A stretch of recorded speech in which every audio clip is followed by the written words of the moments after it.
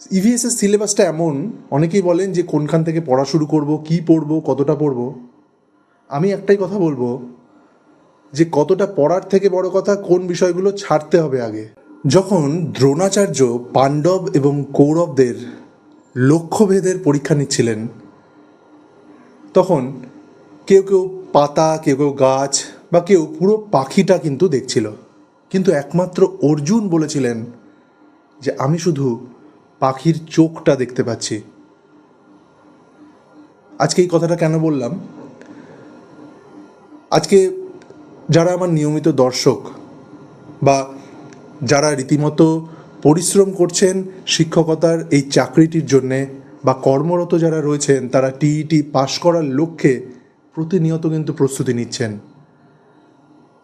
চারপাশে হাজারো নেগেটিভিটি, নেতিবাচক কথা, এই সব কিছু কিন্তু উপেক্ষা করে আমাদের সেই লক্ষ্যে স্থির থাকতে হবে।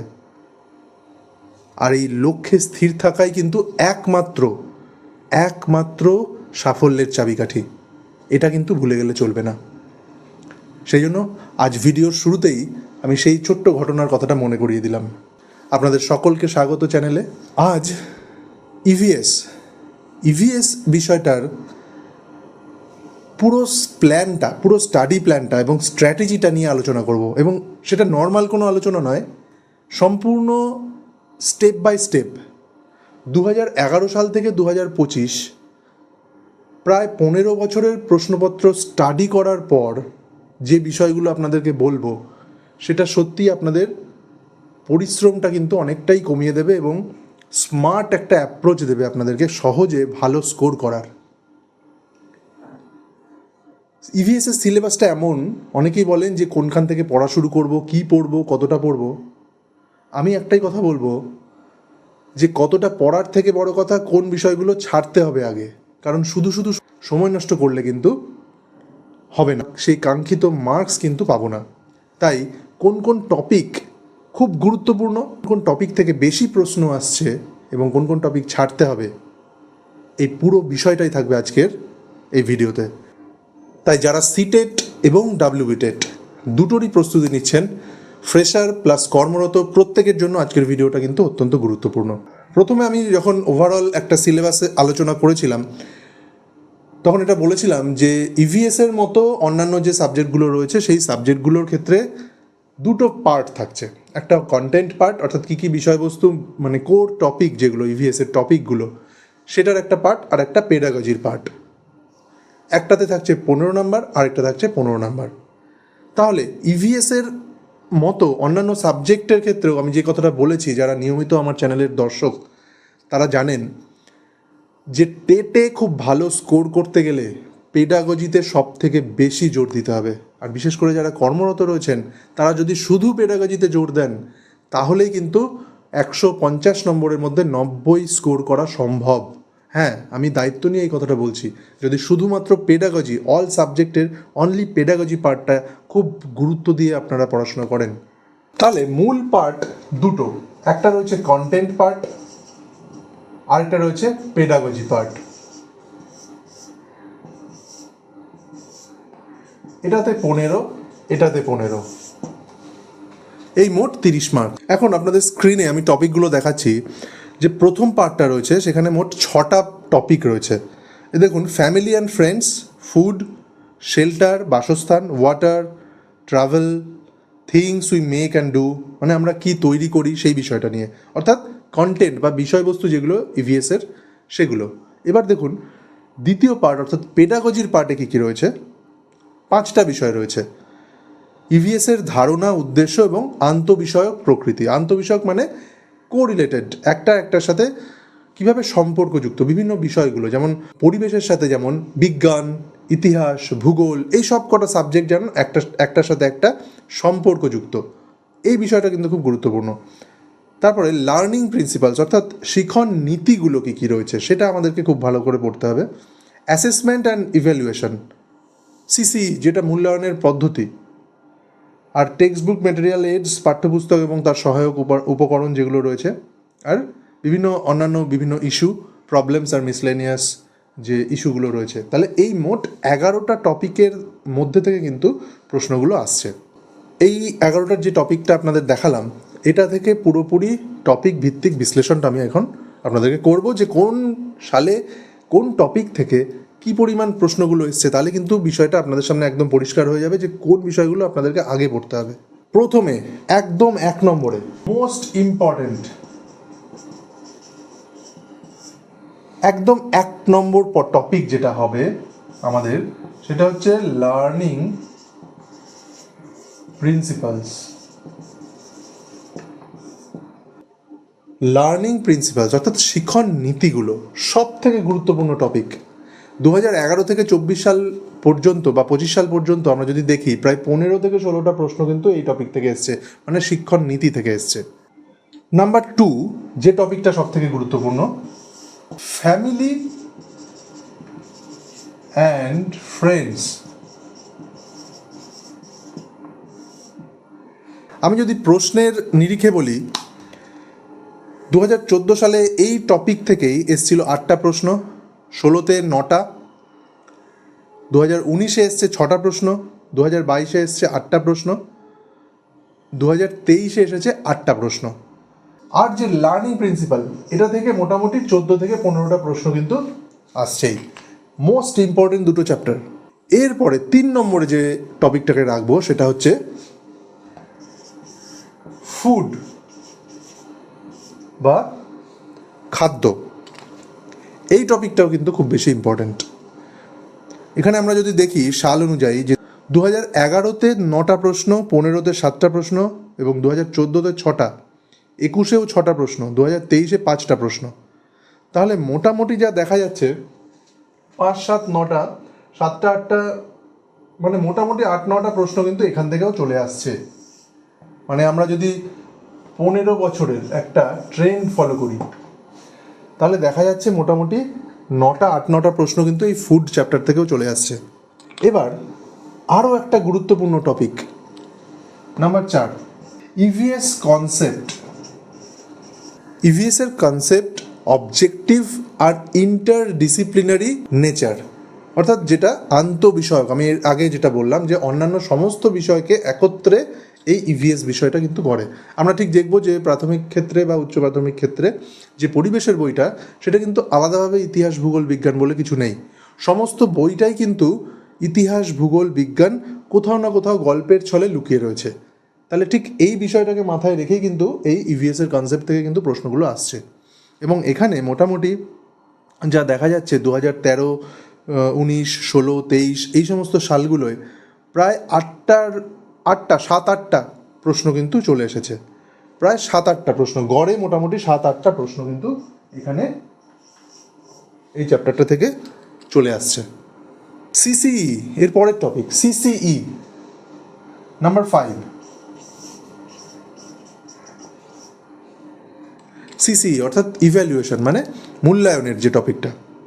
ট্রেন্ড অনুযায়ী, ট্রেন্ড বলছে যে রিসেন্ট যে এক্সামগুলো হয়েছে 21-এর পর থেকে, 21, 22, 23, 24, 25, তাতে দেখা যাচ্ছে যে সিসির ওপরে কিন্তু প্রশ্নের সংখ্যা দিন দিন বাড়ছে।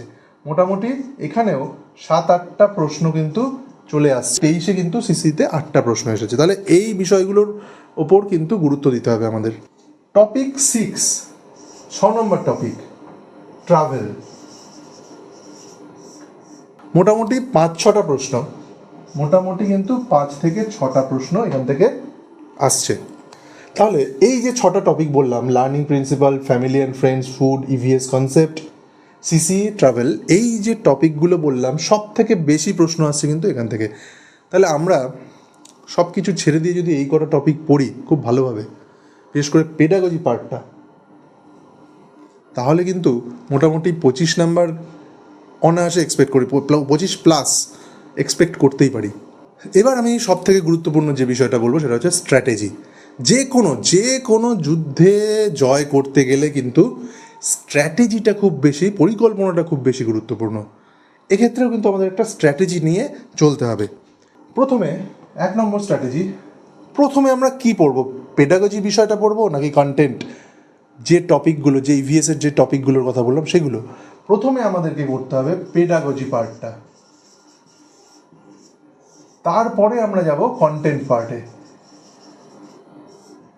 কারণ ইভিএস মানেই কিন্তু পেডাগজি পার্টটা বেশি গুরুত্বপূর্ণ। তাহলে শুরু করব আমরা পেডাগজি দিয়ে। পেডাগজিটা শুরু করলাম, তারপরে আমরা কন্টেন্টে যাব। কন্টেন্টে কোন কোন টপিকগুলো তাড়াতাড়ি তারপরে পড়ব? Family and friends, food, travel, water, things we make and do, shelter। এই টপিকগুলো তারপরে আমরা পড়ব। এবার আমি যে কথাটা বলবো অত্যন্ত গুরুত্বপূর্ণ কথা, খুব ভালোভাবে মন দিয়ে শুনুন। ইভিএসে যে প্রশ্নগুলো আসে, যে ট্রেন্ড, যে প্যাটার্ন, সেটা কিন্তু তথ্যভিত্তিক নয়। তথ্যভিত্তিক নয় মানে কোন সালে কি হয়েছিল সেই ধরনের প্যাটার্ন কিন্তু না, পুরোপুরি এখন অ্যাপ্লিকেশন বেসড প্রশ্ন হচ্ছে। অ্যাপ্লিকেশন বেসড মানে সিচুয়েশান আপনাকে দিয়ে দিল, সেই সিচুয়েশানটা আপনি কিভাবে ডিল করবেন, কোন নীতি প্রয়োগ করবেন, সেটা আপনার কাছে জানতে চাইবে প্রশ্নকর্তা। যেমন একটা উদাহরণ দিচ্ছি, ধরুন আপনি জল, এই যে ওয়াটার, এই বিষয়টা পড়াবেন। পড়ানোর সময় ছাত্রদেরকে আপনি একটা নদীর ধারে নিয়ে গেলেন ঘুরতে। এক্ষেত্রে আপনাকে প্রশ্ন করবে, আপনি যে নিয়ে গেলেন নদীর ধারে ছাত্রদেরকে, এটা শিক্ষার কোন নীতি অনুযায়ী আপনি নিয়ে গেলেন, কোন নীতিটা এখানে ফলো করা হচ্ছে। তাহলে ভাবুন, একদম অ্যাপ্লিকেশানে গিয়ে আপনাকে প্রশ্ন করা হচ্ছে। তাহলে আপনার টপিকটা, কনসেপ্টটা যদি ক্লিয়ার না থাকে, শুধু মুখস্থ করে আপনি যদি কন্টেন্টগুলো নিয়ে চলে যান, মুখস্থ করলে কিন্তু ইভিএস ক্লিয়ার করা যাবে না। শুধু ইভিএস কেন, সমস্ত টপিকগুলোই, এই টেটের অন্যান্য যে সমস্ত টপিকগুলো রয়েছে, প্রত্যেকটা টপিকই কিন্তু এই অ্যাপ্লিকেশন বেসড প্রশ্ন করা হচ্ছে। খুব বেশি করে এই কথাটা আমি বলবো সিটেটের ক্ষেত্রে। এটা কিন্তু অন্যান্য কম্পিটিটিভ এক্সামের থেকে টেট এক্সামটা অনেকটাই কিন্তু আলাদা। এই জায়গাটাই কিন্তু আমাদেরকে ধরতে হবে। তাহলে নদীর ধারে আপনি নিয়ে গেলেন জলের বিষয়টা পড়াতে, এখানে যে এক্সপিরিয়েন্সিয়াল লার্নিং অ্যাপ্রোচটাকে যে আপনি ফলো করছেন, এই বিষয়টা আপনার কাছ থেকে জানতে চাওয়া হবে যে আপনি কোন নীতি ফলো করছেন ছাত্রদেরকে পড়ানোর সময়। এরপর আরও বেশি যেটা গুরুত্বপূর্ণ, যেখান থেকে প্রত্যক্ষ পরোক্ষভাবে প্রতিটি বছর প্রশ্ন আসছে, সেটা হচ্ছে NCF 2005, ন্যাশনাল কারিকুলাম ফ্রেমওয়ার্ক 2005। অর্থাৎ ইভিএস কেন আন্তঃবিষয়ক বিষয়? শিশুকেন্দ্রিক যে শিক্ষা, সেটার একটা ধারণা, পরিবেশ শিক্ষার উদ্দেশ্য আর শিখন এবং মূল্যায়নের মধ্যে যে সম্পর্কটা, সেই বিষয়টাই এই NCF 2005-এ খুব ভালোভাবে দেওয়া রয়েছে এবং আমাদেরকে কিন্তু সেই বিষয়টা খুব ভালোভাবে জানতে হবে ইভিএস স্টাডি করার সময়। এবার সিটেটের বিষয়গুলোর পাশাপাশি সবই সিলেবাস মোটামুটি এক। ওয়েস্ট বেঙ্গল টেটের ক্ষেত্রে একটা বিষয় খুব বেশি গুরুত্ব দিতে হবে, যে ওয়েস্ট বেঙ্গল রিলেটেড যে সমস্ত টপিকগুলো, যেমন পশ্চিমবঙ্গের ভৌগোলিক পরিবেশ, এখানকার কালচার, সংস্কৃতি, সব কিছু, খাবার, পরিবহন, স্থাপত্য, পশ্চিমবঙ্গের নিরিখে কোন কোন জায়গাগুলো, কোন কোন বিষয়গুলো খুব বেশি গুরুত্বপূর্ণ, সেগুলো আমাদেরকে কিন্তু জেনে নিতে হবে। শুধুমাত্র ওয়েস্ট বেঙ্গল টেটের ক্ষেত্রে আমি এই কথাটা বলছি, আর সিটেটের ক্ষেত্রে আর ওয়েস্ট বেঙ্গল টেটের 99% তো একই। শুধু এক্সট্রা আমাদেরকে ওয়েস্ট বেঙ্গলের ক্ষেত্রে এই বিষয়গুলো জানতে হবে। তাহলে বন্ধুরা, আজকে যে পুরো ভিডিওটায় আলোচনা করলাম, তাতে আপনারা মোটামুটি একটা কিন্তু ব্লু প্রিন্ট পেয়ে গেলেন যে ইভিএসে ভালো ক্র্যাক করতে গেলে আমাকে পেডাগজিটা খুব ভালোভাবে পড়তে হবে। আর পেডাগজির কোন কোন টপিকগুলো ভালো করে পড়তে হবে সেটাও আমি বলে দিলাম, এবং ওয়েস্ট বেঙ্গল টেটের ক্ষেত্রে স্পেশালি ওয়েস্ট বেঙ্গলের কিছু পয়েন্ট আমাদেরকে সামনে রেখে চলতে হবে। তাহলে এইভাবে যদি আমরা চলি, ইভিএসে অনায়াসে কিন্তু খুব ভালো আমরা স্কোর করতে পারবো। তারপরে তো আমাদের প্রস্তুতি চলছেই, এমসিকিউ প্র্যাকটিস চলছেই, এবং আগামী দিনে আমরা যেভাবে ভিডিওগুলো নিয়ে আসছি সেইভাবে কিন্তু ক্রমাগত একটার পর একটা ভিডিও আসতে থাকবে। তাহলে বন্ধুরা, যদি আজকের ভিডিওটা আপনাদের উপকারে লাগে অবশ্যই কমেন্টে জানাবেন, আর পরিচিত বন্ধুবান্ধবদের শেয়ার করেও জানাতে পারেন, তাহলে তারাও কিন্তু টেটের প্রস্তুতি নিতে পারবে। আপনারা প্রত্যেকে ভালো থাকবেন। দেখা হচ্ছে নতুন কোনো টপিকে আগামী ভিডিওতে। ধন্যবাদ।